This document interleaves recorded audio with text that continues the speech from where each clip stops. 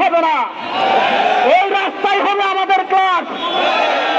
আগামী মঙ্গলবার থেকে, আজকের মধ্যে যদি আমাদের দাবি আদায় না হয়, আগামী মঙ্গলবার থেকে আমাদের সারা বাংলাদেশে এমপিভুক্ত শিক্ষকরা কোনো ক্লাস নেবে না।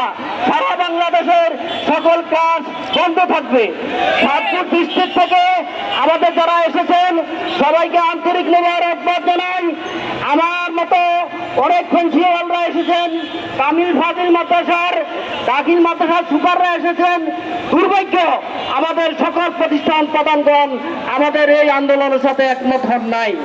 আমি তাদেরকে অনুরোধ করব, আমি আপনাদেরকে অনুরোধ করব, আজকে যারা আন্দোলন করছে এই প্রেস ক্লাবের রাস্তায়, এই রাজপথের রাস্তায় কষ্ট করে আন্দোলন করে 20% আদায় করে নিবে, তার সবথেকে বড় ফাঁকটাই পাবেন আপনারা প্রধানরা। আপনাদের প্রধানদের নেতৃত্ব অত্যন্ত দরকার। এই আন্দোলনে আপনারা সক্রিয় ভূমিকা রাখেন। সবাইকে আন্তরিক মোবারকবাদ, ধন্যবাদ।